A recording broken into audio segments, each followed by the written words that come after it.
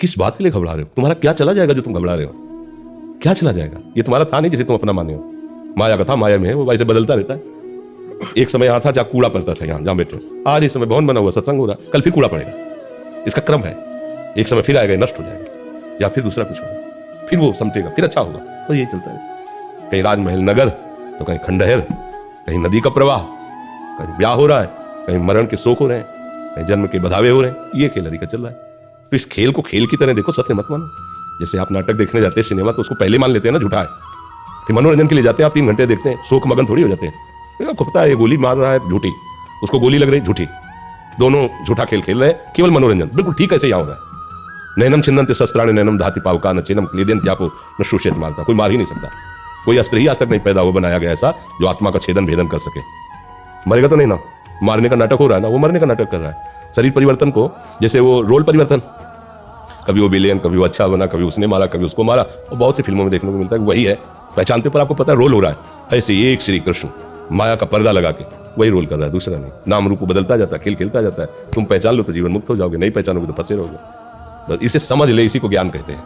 पर अपने लोग ज्ञान की बातें तो बघाड़ते हैं, लेकिन अंदर उसे नहीं उतार पाते, इसलिए परेशान हो जाते हैं। एक बार गलती हो जाए तो वो क्षमा के काबिल होता है, कोई भी हो, जान के भी हो जाए तो वो कह रहा है जरूर जान के हो गई, पर वो अज्ञानी है, वो नहीं वास्तविक जानता। अब अगर वो गलती पुनरावृत्ति हो रही, अब वो अक्षम में हो जाती है। तो हमें देखना है कि अगर कोई भी हमसे ऐसी गलती हो गई जिसका हमें हृदय में पश्चाताप है कि नहीं होना चाहिए, कोई भी गलती हो, फिर हम दोबारा नहीं होना चाहिए। आज सत्संग में सुना कि ये सब बुरा जो मैं अभी तक कर रहा था गलत है, और आज निश्चय किया कि अब लो नशानी अब ना नसीब, और भगवान का भजन करने लगे तो भगवान कृपा करके सब वो नष्ट कर देंगे, सब माफ कर देंगे। लेकिन आज कहने के बाद फिर आप वही बार बार करेंगे तो प्लस हो जाएगा, फिर झेलना मुश्किल हो जाएगा। कुछ लोगों को भ्रम रहता है कि साधु महात्माओं को भेंट दे देंगे, फल दे देंगे, वो आशीर्वाद दे देंगे, कुछ नहीं, सब नाटक है। बिना भजन के भव से तरना असंभव, बिल्कुल प्योर बात समझ लो। जैसे बेटा है ना, तो माँ उसको कहती है कि भोजन पाले, देख ये हलवा ये पाल, और जो पा लेती तो माँ का हृदय शीतल होता है, क्योंकि माँ है। पाया आपने, सुख माँ को हो रहा है। ऐसे ही गुरु को सुख होता है जब शिष्य उनकी आज्ञा पर भजन करता है, कल्याण उसका होगा, पर गुरु को आत्म शांति मिलती कि मेरे वचनों का आदर करने के कारण इस जीव का मंगल हो गया। अब जो उसके बाधाएं पड़ रही वो अपने पावर से हटाएगा, क्योंकि आप चलना चाहते हैं ना, आप चलने के जब आप चल ही नहीं रहे, आप विपरीत दिशा को जा रहे हैं, तो उनको चिढ़ लगेगी कि हम लाख बार समझाए, आप ऐसा ना करो, कर जाओ, सब भोगो, जाकर फिर भोगो। ऐसा माया फंसा देगी कि सामने नहीं आ पाओगे, ऐसा फंसा देगी कि एक बार राधा नहीं बोल पाओगे।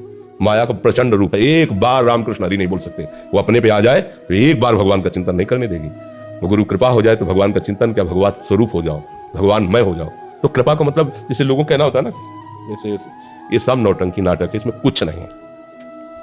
अगर इससे हो तो लाइन से लगकर के सब हाथ रखवा लो, परम पद में चले जाओ, तो अभी हम बिल्कुल तैयार हैं। जब हम घंटों बैठ करके रोगी शरीर कष्ट सहते हुए आपको उपदेश दे सकते हैं, तो 1 मिनट में यदि कल्याण हो तो हाथ रखने में क्या जाता है भैया। हम तो तैयार ही हैं, आपके जीवन के लिए तैयार है। अब हमारा जीवन आपके लिए ही तो है। तो जो शास्त्रों का स्वाध्याय, जो संत गुरुजनों से सुना, उस बात को शोध के अनुभव करके आपको बताया, तो हम बताएं कि भैया ऐसे सीधे रख दें। जब आपका मंगल ही करना है तो हम आपको क्यों कहे दौड़ भाग करो, ऐसे मंगल होता है, ऐसे कुछ नहीं होता ऐसा। आज तक ये सब वो जो है वो अलग बात है व्यवहार की। आज्ञा पालन करो, अभी इसी क्षण से आपका मंगल प्रारंभ हो जाए। आज्ञा पालन न करो तो सब इसे नाटक कहते हैं, माया। एक बार संत कॉलोनी में थे, तो एक हमारा नियम था, हमारे पैर नहीं, मतलब गुरुजनों के कुछ आदेश होते हैं जिनमें क्यों नहीं किया तब माना जाता है। तो गुरुजनों ने कहा कभी पैर मत छुआना, ये सब, कभी पंगत में बैठ के भोजन मत करना, कुछ ऐसे नियम दिए थे। तो आके एकदम पैर में लिपट गए। तो भाई हमारी ऐसी नियमावली आपने क्यों तोड़ा? तो जानते थे वो ऐसा। अरे बोले फिर हम गृहस्थों कल्याण कैसे होगा? ठीक है, अगर हमारे पैर पड़ने से तुम्हारा कल्याण हो जाता है तो हम आराम से करें, आप जैसे चौपड़ लें, लेकिन आज के बाद आपका नाम नहीं रुकना चाहिए, प्रभु का भजन नहीं छूटना चाहिए। और अगर ऐसा नहीं तो फिर हम अगर प्रतिकूलता का संकल्प करेंगे तो तुम मतलब समझ लो तुम्हारे कर्म तुम्हें कहाँ पहुंचा रहे हो। अगर हम प्रतिकूलता का संकल्प कर लेंगे तो तुम्हारी हालत क्या होगी? अगर तुम्हारा कल्याण इससे होता है तो चलना मत ले लो, चलो पियो, तुम परम पद में जाओ, हमें कोई परवाह नहीं। लेकिन इससे नहीं होता। नाम जब से संतों ने कहा राम बोलो, हरि बोलो, कृष्ण। अब तुम्हें कुछ किसी के आशीर्वाद की जरूरत नहीं, बस उसमें लग जाओ। जो कुछ चाहिए वो अपने आप सब विधान कर देंगे भगवान, आप केवल लग जाओ। अब लगो ना तो ये सब नाटकबाजी, इससे इस पर हमें विश्वास नहीं। बचपन से हम इस पर चलना आपको पड़ेगा। बड़े बड़े सिद्धों के पास दर्शन किए, बातचीत, चलना आपको पड़ेगा। हमें उनसे क्या लाभ मिला? जो हम 10वें वर्ष नहीं समझ सकते थे वो 1 सेकंड में समझा दिया। बात हमारी समझ में आ गई और हमारे चलने के लिए अंदर उत्साह आ गया।